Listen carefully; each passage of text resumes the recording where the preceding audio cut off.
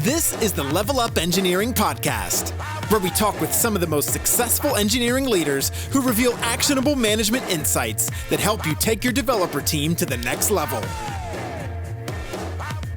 This episode is brought to you by Coding Sans, a software development agency building web applications from design to delivery with React, Node.js, and Angular. Check them out at codingsans.com. Welcome everyone, I am Carolina Toth, and today my guest is Jose Roca from Prezi. Today we have a special episode of the Level Up Engineering podcast. It's called Level Up Engineering Stories, where we look at the point of view of leaders within successful companies, what they have done and how they have perceived their entire leadership in that position or in that company. And I'm lucky to have you here because you are VP of Engineering and Product, I think, at Prezi. And also you have been there for almost 9 years. So that's correct. You have seen a lot of things. I got a few scars, yes, exactly. So first of all, let's have you introduce yourself. I know you have been around a few other companies. If you want to talk about that, that's cool. If you don't, that's also cool. What are your passions and what should we know about you? Yeah, about me, my main interest is product and engineering. But outside of that, I mean, music, nature, hikes, all these things. And I started pretty early on with just hacking a small Mac SE computer, really back then. And from there, I just fell in love with that, and especially like the internet, how everything works, and just the background of how all this information is being transferred. For me, that was like mind-blowing. I was like, how can you, from this computer, get that thing over here, and then I see it over here? With that curiosity, led me to IT and technology.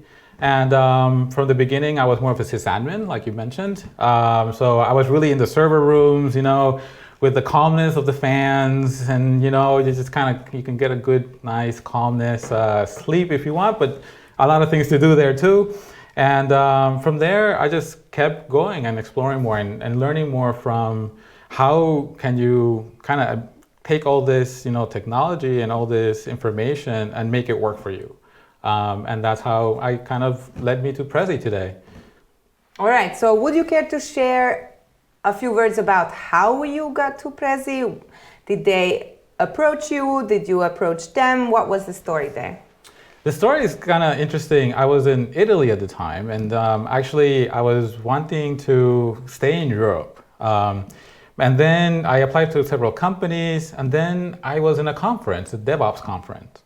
It's DevOps days, and they keep hosting these things all over the place, and it's a really good conference to go to. And in that conference, I saw HP, which is one of the co-founders of Prezi, doing a presentation of how, Prezi's DevOps looks like today. I've used Prezi before, and I never realized the complexities behind Prezi, right? Like I used presentation software back then. And it was just, for me, a tool to, use instead of PowerPoint. But then after hearing his talk, I was like, wow, this is pretty cool. And especially it brought me back to my sysadmin days, but also how to leverage that, my engineering background to make that even better, right?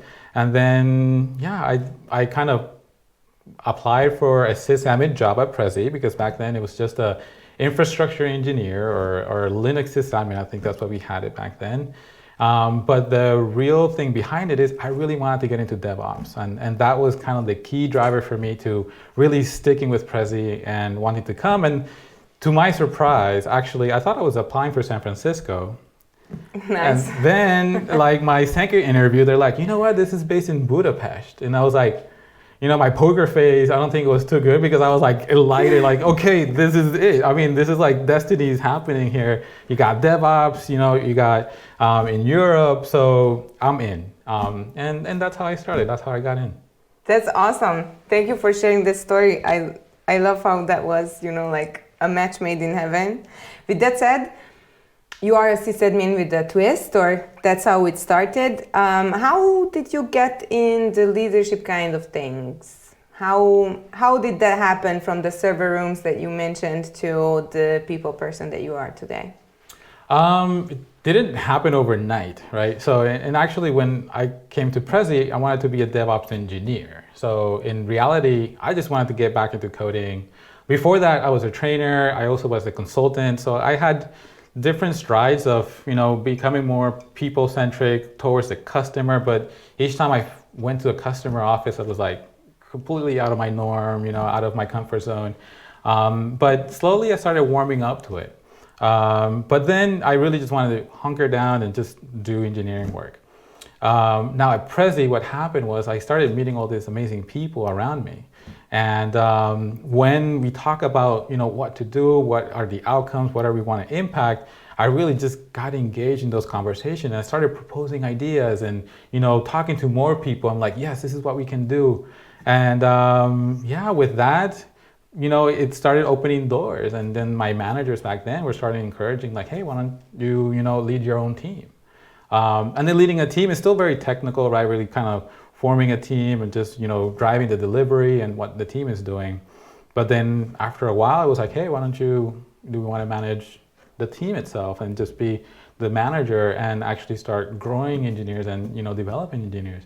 And that was new to me. And how I approached all this was just really just passion for the work, right? It was just a natural progression that I just like to talk about what we were doing and like to explore more. What can we do better? How can we learn more? And based off those actions, people were seeing those, and we were like encouraging that to then actually, kind of infuse that into more people. And that's how I kind of started growing into the leadership track. I love that. You kind of seem like you were always sort of a people person, so you didn't have to learn to connect? If you ask my mom, no.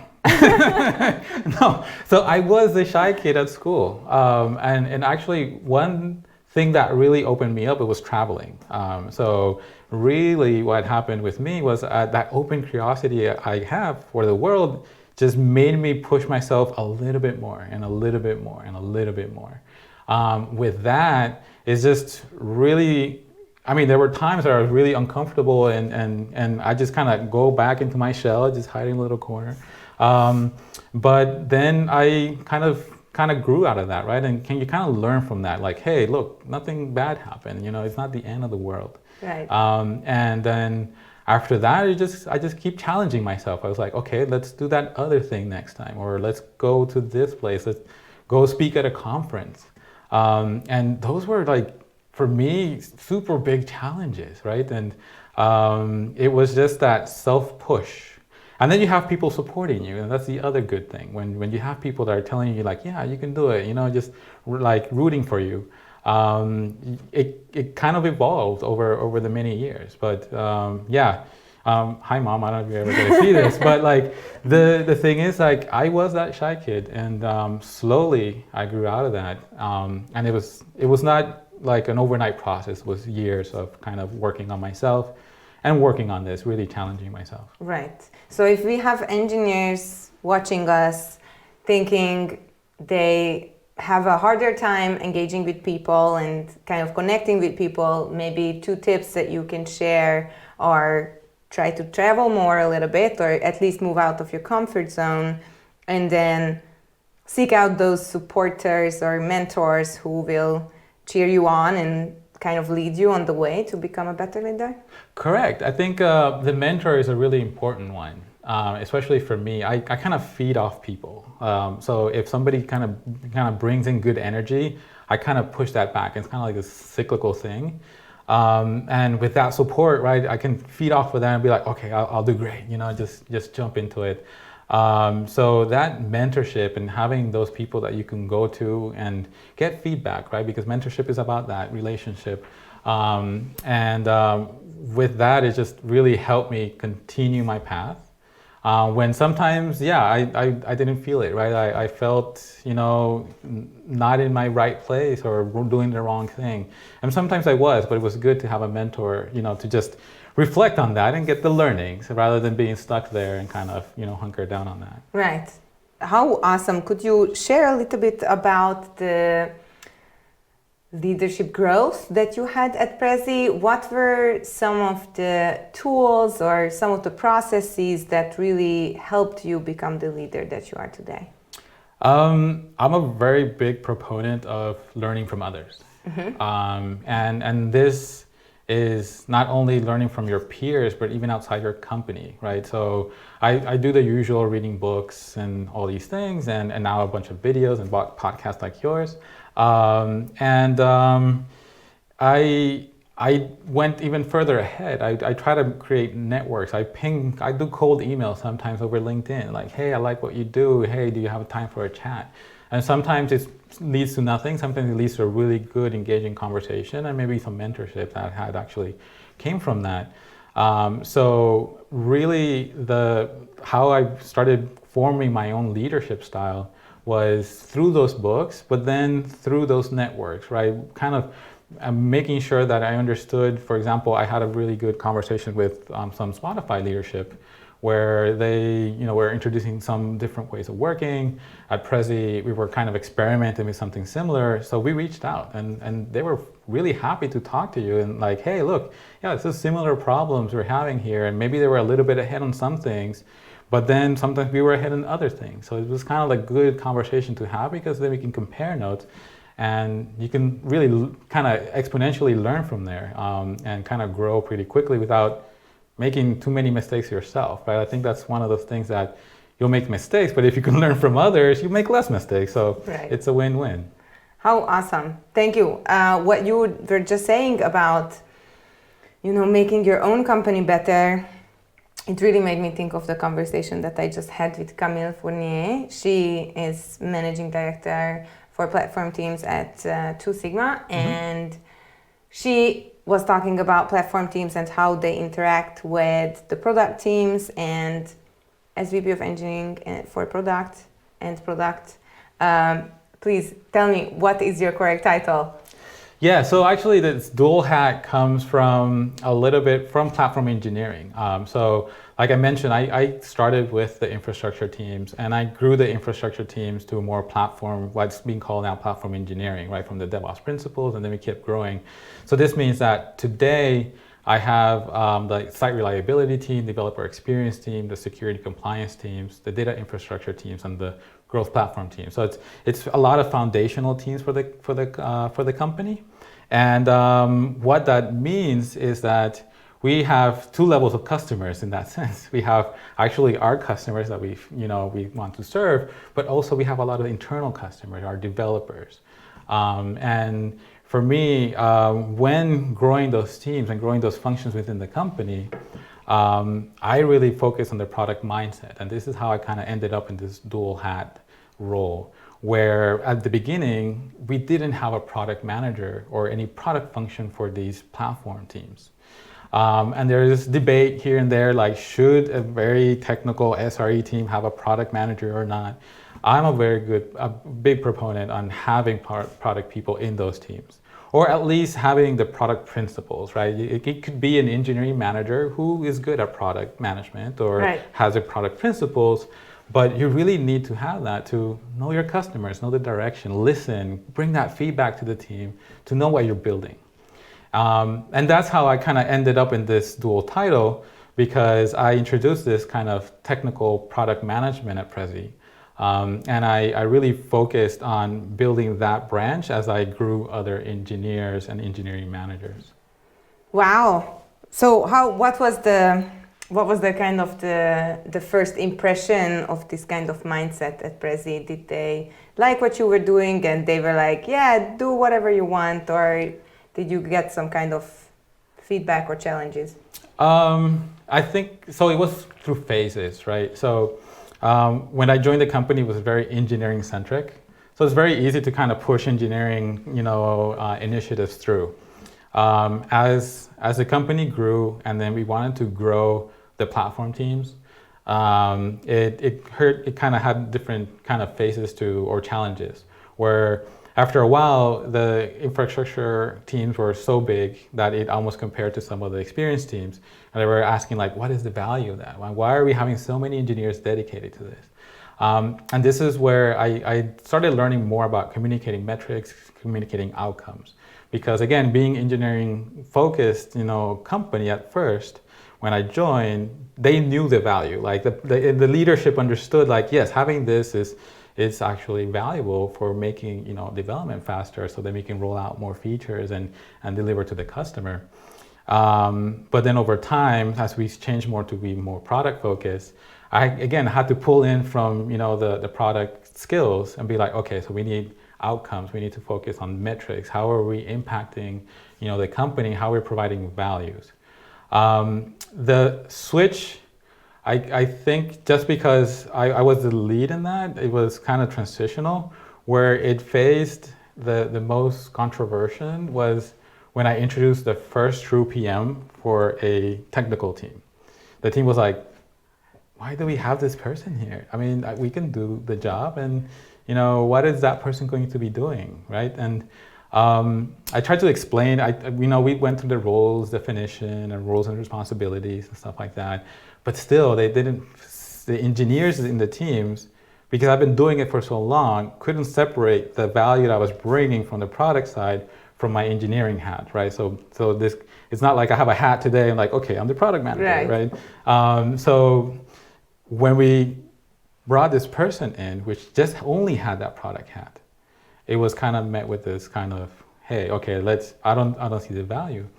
The good thing is that over time, right, I worked with this product manager to make sure that, it was working well with the team, and they started seeing the value. So today, actually, the platform teams have this product management, and they actually like the role because they see how they can partner up to make sure that the product manager can go out and interview engineers or interview customers, bring that back into the team, and the engineer doesn't have to do that for themselves. Right. And going back to the outgoing, like introverts versus extroverts, right? Well, yeah, some extroverts are fine doing that in the team, but the majority might not. And then having this product person whose responsibility is that, it was just a relief for the team. And yeah, that's kind of like how we kind of introduced the function. It did get some challenges from leadership and from the teams, but just focusing on the outcomes and the metrics and what the value that we bring just was a good conversation starter, and then led to just actually where we are today. Mm-hmm. Awesome. With that said, it sounds like a really unique role that you have right now, with like having the engineering and the product like under the same hood, if you're a hood. How do you balance those things? Do you have to balance? What are some of the techniques that you use to make sure that all of your requirements are met? That is hard. That is not an easy one, right? For me, how I divide the work is, well, I do participate in kind of both rituals in the leadership. So we have like product leadership meetings, and then we have engineering leadership meetings. It's very boring. It's a lot of time management, right? So it's about blocking time for yourself, making sure that you do have to make sure that so I made the mistake of not blocking time, and then this meant that I went towards one area more than the other, and then it kind of get neglected.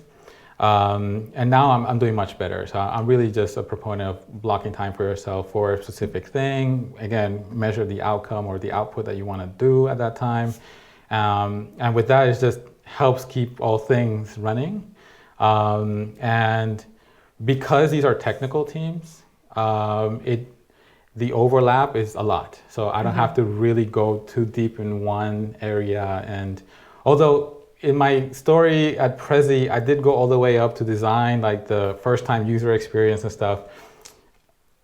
It was a good initiative. I would say that I prefer more the technical team side of things. So I was trying out myself more of a product manager. And at that time, I was more focused on product. And if you look at my history, I was engineering all the way to director of engineering, and then I flipped over to like director of product for a while. So when I did that focus, I did explore more depth in the product management side. And now today with the dual hat, this is kind of what I'm doing, and mostly focus on the technical platform engineering teams. Thank you. Would you care to share anything else about the platform teams, or I can flip into the product side?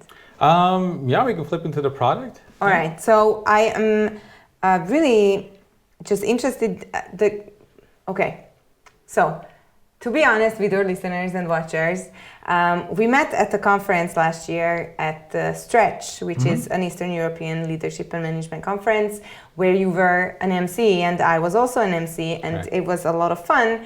And that's the first time I saw Prezi's product in action for like live video editing, sort of. And all up until then, in my mind, Prezi was just a not just a presentation tool, but I knew what it was kind of used for. Could you share a bit more about what Prezi does at the moment? Like if there is a product palette, or if we should think about it just in terms of presentation of any kind, or what's the sort of story there?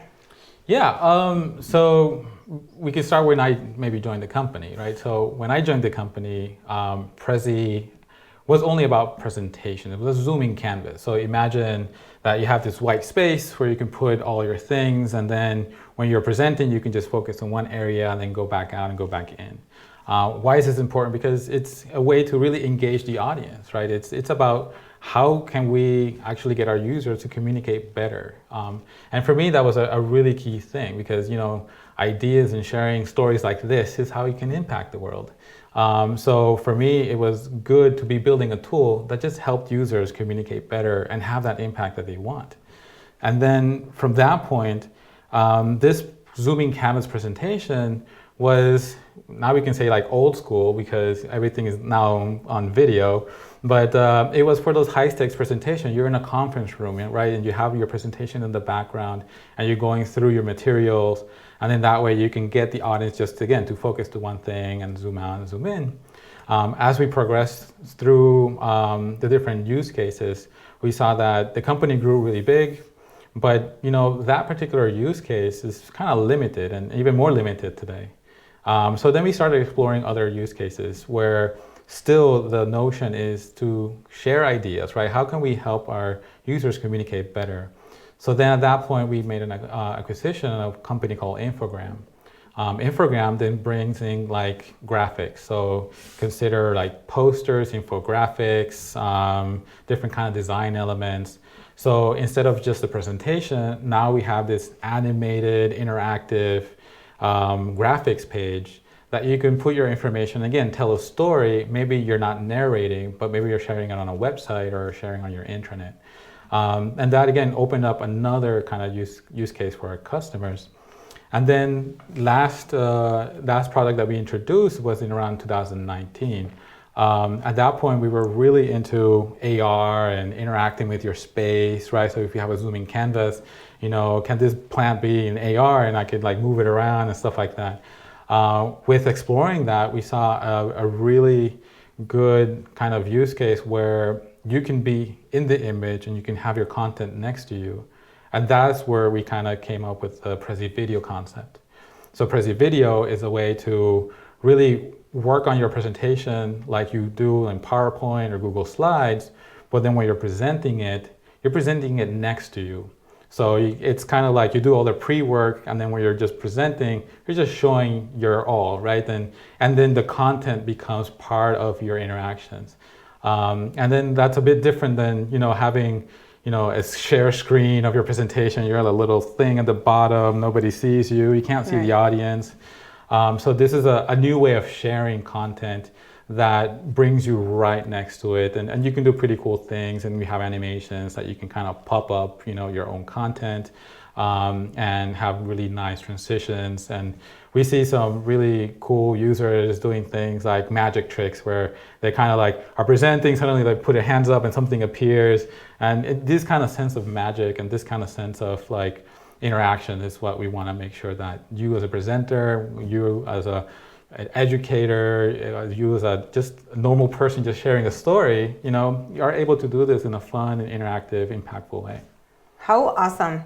Thank you for sharing that. Now it's much clearer for me. With that said, and we have product maybe a better understanding of product. Can you share a little about how you kind of engage with engineering while you have like this cool product, and how you share perhaps the vision for the company with engineering, how you motivate your engineering teams to be as excited about the product as you seem to be? What are some of the techniques or tricks up your sleeve? I mean, the real trick is to just communicate, right? Like you have to do it 7 different ways, and 7 different times. And it just helps also to put our engineers in front of the product too, right? So we want to make sure that they also experience it. And when talking about the vision, especially throughout that history, things will shift, right? So you have to over communicate. Why are we introducing a new product, right, when we have present? Or like, why are we now shifting into video? Before, because we introduced it before it became such a big thing, right? So like people were questioning, why the change in strategy? Why do we need to do this? And it's all about getting in front of your engineers, getting your engineering leadership team aligned with, what are the company goals? What are the strategies that we're going after, which might shift over time. But if we shift, why are we shifting? Communicating the whys at the end of the day is the best way to kind of engage engineers. Because, throughout changes, I've made the mistake of not sharing too much context, right? It leads to a lot of stories being built, in the engineering organization. So it's usually better to just approach it from a transparent, telling, okay, so this is why we're introducing this new product line. There is like these customers and these use cases behind. This is what we're learning, and this is where we're going to. Awesome. And with that said, the thing I keep thinking of is, how could Prezi keep you for so long? Like, it sounds like you are very dedicated to the product, and it sounds like you have done a lot of building within the company. What are some of the matches in value, or how are they keeping you at the company? Why is it great for you? Yeah, really good question. I mean, 9 years in the company, right? Almost 9 years in the company. What I see is I for myself, every year kind of reflect the year ahead. And I usually build a story, what I want to tell myself at the end of the year. And throughout that year, I kind of check back in, like, all right, where am I in that story? And the good thing at Prezi is that there was a lot of growth opportunities. And again, this mentorship thing comes at play, where if you have good mentors, and you're able to match those to your story, right, of growth, then I think it's just natural to stay in an environment like that. And this is what, for me, building, I think I really like that you mentioned building, because that was one of those key things for me. How to build first the infrastructure, then build a team, then build a leadership team, and then build a platform engineering teams. So all of these challenges were in line with what I saw myself as growth. And that plus the mentorship I had throughout the years, it just helped me to continue within the company. Thank you. So it sounds like the company really gave you space and provided you with the support that you needed for thriving within the company. Correct. And I think that is a very important thing for any engineering manager or leader, right? You have to kind of understand where the growth of the individuals are. If the engineers are growing and you can match that and align that to the company and the company goals, I think that's a good recipe just to keep people, moving forward in their own, professional career and ambitions, but also keeping them in a good, in a while within the company and their tenure in the company. Mm-hmm, mm-hmm. Thank you. You have kind of touched on this a little bit with, not communicating enough at some time, and perhaps not being as transparent as you could have been. What were some of the biggest challenges that you have had to overcome while you've been at Prezi, and how did you overcome them? So, okay, so many are coming into my mind right now. All right, so one of the bigger ones, I guess it's around scaling, yourself. Especially when I went from managing one team to managing multiple teams. That piece of delegation and making sure that it's not anymore my problem, somebody else's problem to solve. There's a good article like Who Has the Monkey? It's a very old one. I really like it because it's all about like sometimes you just have to give away the problem, right? This is their responsibility is to solve that problem. It's no longer yours.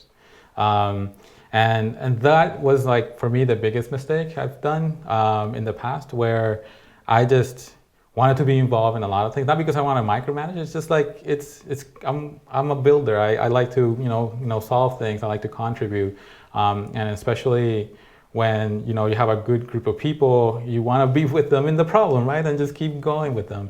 But that led me to not scale, right? At that point, I was neglecting maybe one team when I kind of went too deep into another. The other thing that was affecting was those people were not growing themselves because maybe I was interjecting too much. So I was not letting them the space that they should get. And then at that point, I was solving things that if, I would have given them that space, they would have thought about it and grew in that aspect. I over time overcame that, as in like obviously with my mentors, they kind of reflected a mirror what's happening, right? And again, this is always good to have, where somebody can kind of show you a little bit of what are the consequences of your actions, and what are the implications that maybe you're not seeing. And with that, it just now I'm better at giving space for people. And just basically giving away the monkey, or not taking the monkey from somebody else, right? So it's a play at that, in order for me to actually focus on the more important stuff, and giving me space to also grow, right? Because there's that relationship, you have to kind of give that space.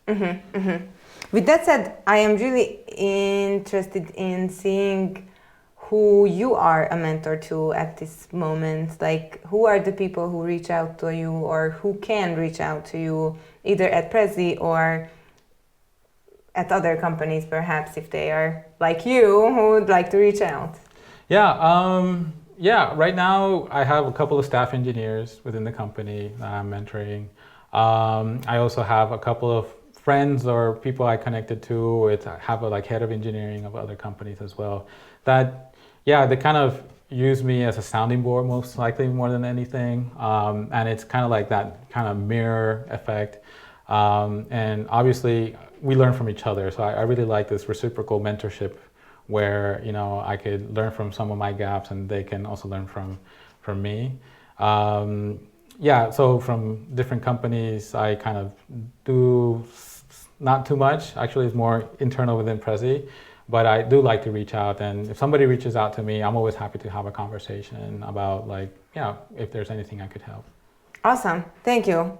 So perhaps maybe some of our listeners might reach out to you if they, so please. And also I have another question that came to my mind as you were explaining what you're doing.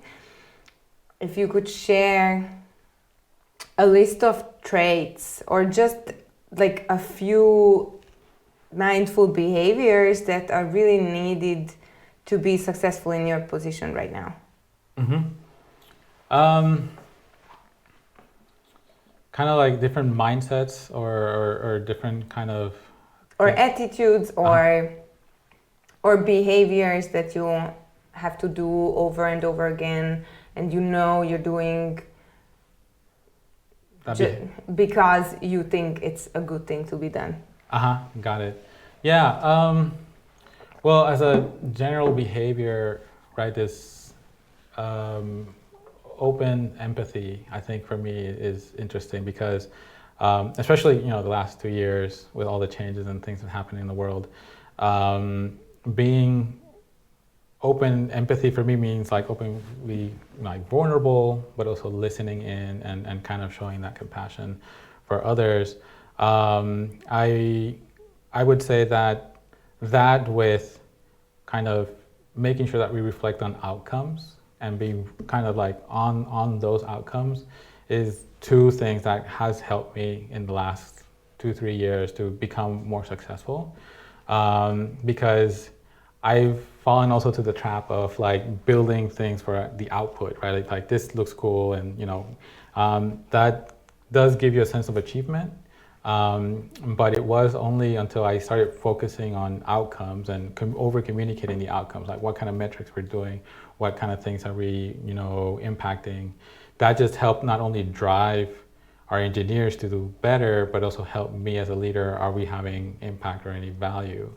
So I had to pick two kind of more soft skill, like the empathy part, and then more on the hard skills of like things that I do systematically is more like outcome driven, metrics driven kind of behavior, and making sure that my teams are on those.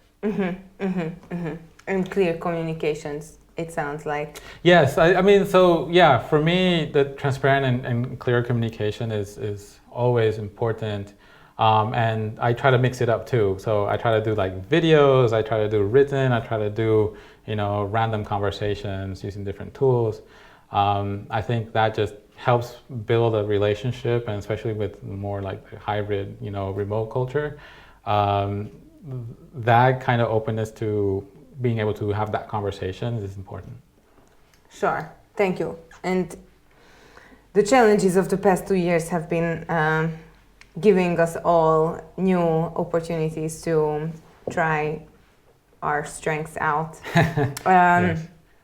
With that said, if you care to share, you've been at Prezi for almost 9 years, and Prezi is one of those like cool companies where, like beanbags first appeared.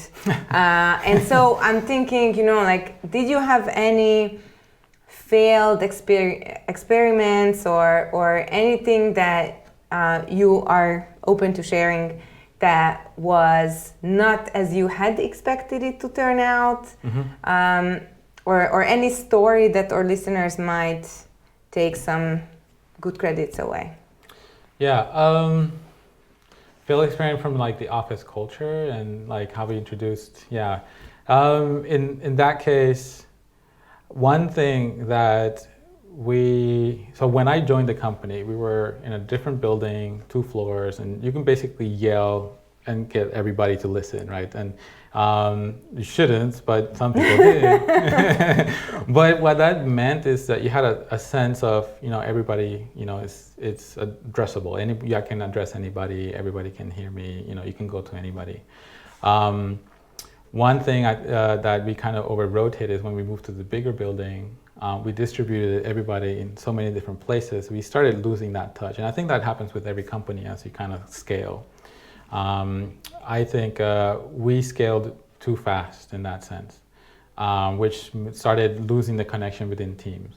Luckily, we did realize that, and we started kind of doing more proactive design of like where we want teams and how we want them to interact. But it did take us a while, and that's why I would say it was a failed experiment. Because even when we moved to that building that we have today, which has 4 floors, and we only had the first floor when we had it. So that was still cool because then you can, again, yell across the room and get everybody to listen. But it was when we expanded to the rest of the floors, and that's where kind of we missed our mark. Thank you. And how you address that is being more systematic in communicating and like the actual layout of the teams. Correct, yeah. So it was more purposeful design of the spaces. So we started designing the spaces more towards like different teams, different areas. We also made it so there's more quiet areas as well. So we had teams, that wanted a little bit more kind of a space, which is more towards them. And what that meant or how that impacted teams was they were becoming more cohesive, right? They had their own space. And that, again, improved the productivity. I would say now with Prezi did, make the jump to virtual first. But we still have our hub, so we still have the office. And one thing that I like that we did now is we didn't open all the floors. We actually opened 1 floor.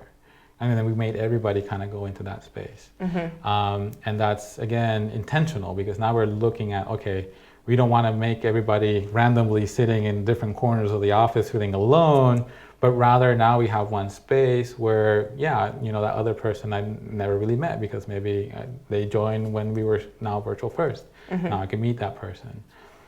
So that, again, we kind of use those learnings to apply it to how we're rolling out more the hub concept. So just to let us get this straight, I think I remember you telling me about how you will have hubs at different spots within the city or within Hungary. I wasn't sure. No, so our intention is to have hubs in different countries, so and specific cities in those countries. So we have a hub here in Budapest, Hungary, and then we have another hub in Berlin, Germany, and we have another in Riga, Latvia, and then one in San Francisco. Now, the concept of the hub is similar to like what, you know, Dropbox kind of came out with, which is like a space to collaborate. So even the office spaces, we're kind of changing to make sure that people who live around the hubs have the opportunity to go there. Now, we're not forcing anybody to go into the hub, so this is more for like the additional collaboration, additional things that from time to time we might just bring people in, but you can always work from anywhere, and this is where the virtual first concept comes in. Thank you. That sounds like a really great experience. If you want to be around people, you go to the hub. If you want to work from home, you stay at home. Correct. It's not perfect. I mean, we're continuously learning, right? So it's a work in progress, I would say. But it is that intention to have that mix, to have that opportunity to, you know, if you really have a team meeting. So for example, today I was in the office, right? I was in the hub. And it was good to see people. I got to go to lunch with the team, and it's really great to have those conversations. We actually came out like, oh my God, we should do this more often. And like, yes, we should. And yes, we can, because we have the hub. How awesome. Thank you. Now we are approaching the end of our time. And so I really would like to pick your brain about like something that you would suggest to fast growing companies, like what you have seen happened to Prezi in the past 9 years. What is one thing that you would suggest to somebody who is in a leadership position in a company that seems to be growing fast and seems to be successful? What should they do, or what should they watch out for? I would say, again, focus on the outcomes rather than the output. I think that's one that as you grow, right, it's easy to do the next shiny thing, and there's many opportunities that you can, but not all those lead to great outcomes. So this is how, when I was growing the platform engineering teams, focusing on engineering efficiency, or we also had the engineering happiness score. So having these kind of things where, you know, you focus on what are the levers you're moving within the company, how fast can you deploy to production, just really helps you grow within the company. Because then you can show, you know, what are you moving, what are you impacting, and regardless of the scale, this is what, you know, would matter, because hopefully with scale you have more impact and more outcomes, right? So when you build something at greater scale, you invest more within the team that then, you know, takes deployment time from 30 minutes to 3 minutes. And that's amazing outcomes, right? Instead of saying like, yeah, we built this CI/CD system, so that's the milestone, right? Right. But if you look at like what did we achieve with that, it's like, oh wow, we actually went from 30 minutes to 3. So that would be like the thing, just to again hammer away and just keep championing is that focusing on the outcomes. Okay, thank you so much. We have touched on quite a few things. Just to bring up a few, you shared that the company was open to your suggestions and you were happy to try out new positions and look into new stuff within the company. You also really highlighted the importance of communications for everyone, which I think is so important for all people. But I know my main audience is like engineers and engineering leaders, so I try to highlight that whenever possible. And you also, I think, talked about the importance of learning continuously, no matter what is going well or what is going wrong, to always keep an open mindset to see, like where could we improve with the current situation, with how your kind of position evolved. And what else? We talked about being transparent with the communications to your teams and communicating the why behind company decisions and being engaged, and you really seem like a person who really cares about the people that he works with. So yeah, we have touched on quite a few things. And now, and communication internally and externally about the changes. Is there anything else that comes to your mind that you would like to get off your chest to share with your listeners? Anything else? Yeah, I think for me, it's always good to pay it forward. So one thing I like to do is, as my mentors opened doors, and kind of gave me these possibilities, right, to build, and trusted me to do those things. I think it's important as a leader, as you grow, to do the same, for others. Because you could keep going and growing within leadership, but if you hold on to all those things and not let others, what's going to happen is your best people are going to go away. But if you open those doors and really focus not only on your own growth, but the growth of others, you'll see that you go further ahead and much faster. How beautifully put. Thank you so much. Jose Roca was my guest today. Where can our listeners follow your work? LinkedIn. I think, especially if you want to reach out for mentorship or just a question or a chat, I'm always, up for that. So that will be my go-to. Awesome. Thank you so much. Dearest listeners, find him on LinkedIn if you have any questions. Today, my guest was Jose Roca, VP of Engineering and Product from Prezi. We had quite the conversation about the company, about his position, how it's evolved, and what we've seen is really great growth. So I guess a model we all should aim at following. And I think this was great, so thank you for joining us today. Thank you for having me. I mean, it's really great having this chat, and thank you for reaching out. And we'll probably see each other in other conferences with MCs, and it's always good to kind of just spend some time and chat. Right. Thank you so much. Dearest listeners, this was another episode of Level Up Engineering Stories, where we look at the point of view of a specific product from a specific person. I am Karolina Tóth, and I hope to see you next time. Thanks for staying with Level Up Engineering. If you enjoyed this podcast, so will your friends.